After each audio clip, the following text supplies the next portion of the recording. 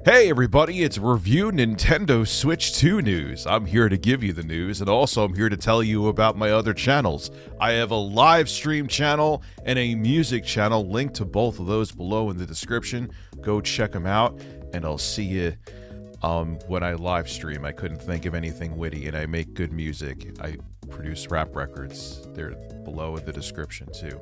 They're awesome. Check them out. Shameless plug done. Back to the news. Skip it up and that up. So a whole bunch of leaked info yesterday was dropped about the Nintendo Switch. Again, take it with a grain of salt. Even if the people are reputable that are leaking this information, where they got the information from, even if it's from a legitimate insider, they could be wrong too. So who the hell knows? It's interesting to speculate and to look back at all this like a year later after the console comes out and to see what was accurate and what wasn't accurate, because some stuff is true, some stuff misses the mark. It's always the way it is when a new console launches. Well, we found out some more information about the Switch 2 today, and I think I have a booger in my nose. That is disgusting. I'm a professional, I swear. Anyway, back to the video. Well, we found out some more information about the Switch today, and I guess this is put out to temper people's expectations, and the Switch 2 is going to be considered an iterative upgrade, not a revolution like the Switch was, which I expected. I didn't want them to turn the Switch into a butt plug. I didn't want them to turn it into a bird.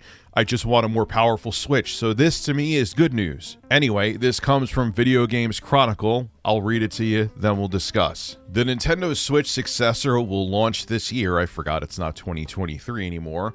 And will likely be an iteration of the current hardware design rather than a revolution, which a lot of people are making a big deal about this, but I kind of expected. Anyway, continuing on.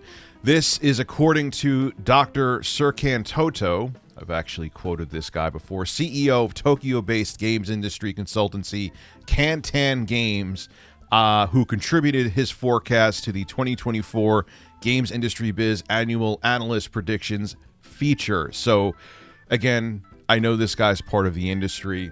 I've used him as a source before, so this isn't just coming out of nowhere, but let's continue here. According to Kantan Games' Toto, the console could launch at $400, and then there's also where there'll be $450 for the Switch 2 that will allow you to use physical games. Don't know why I had to do extra takes to say that, but I did. So there's going to be a $400 digital-only Switch, a $450 Switch where you could put physical games in.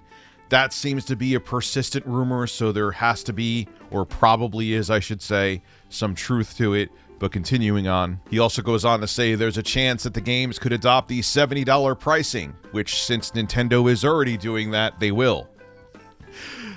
Tears of the Kingdom was $70, so I assure you that games will adopt the $70 price across the board for Nintendo, because if their competitors can do it, why can't they? But here's where things get interesting, and I think a lot of people are going to misconstrue what Serkan Toto is saying. And I'm quoting here, "The time is finally here for a Switch successor. It's been here. Nintendo has just sat on their asses because they were making a bunch of money off the Switch," but let's continue.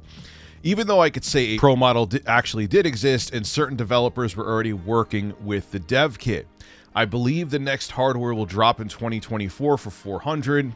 We've all talked about that. There is a high chance that games will cost $70. Now, it goes on here. This is where things get more interesting. This is me quoting right from Video Games Chronicle. According to the industry consultant, Toto that is, Nintendo's next console will again have portable functionality. Wow! As VGC reported last year.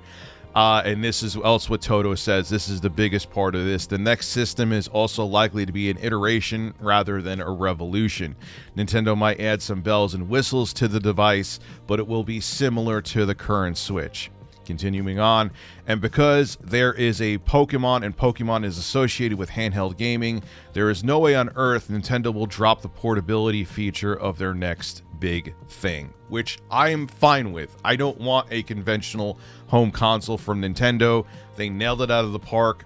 with the Nintendo Switch and it being a hybrid console.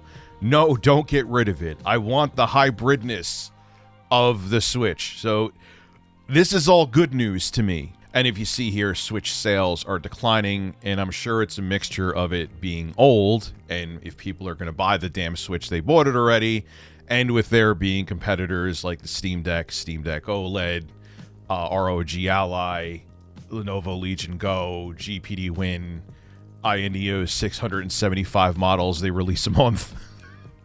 I swear to God, it's like... Anyway, this isn't a rant about Aya Neo. Maybe that's for a different video. But it's time, and Nintendo knows that. Now, for people losing their minds thinking that the next Switch is going to be like what the Switch Pro should have been, and it's not going to be much more powerful, relax your anuses with that. Look, I always remember this, and I tried to look for the damn quote. I couldn't find it. I'm sure someone here will be like, Rich, I found it in 20 seconds. Well, I'm an idiot, and I missed it. Where in the past before, Shigeru Miyamoto said that going from the NES to SNES was an iterative upgrade.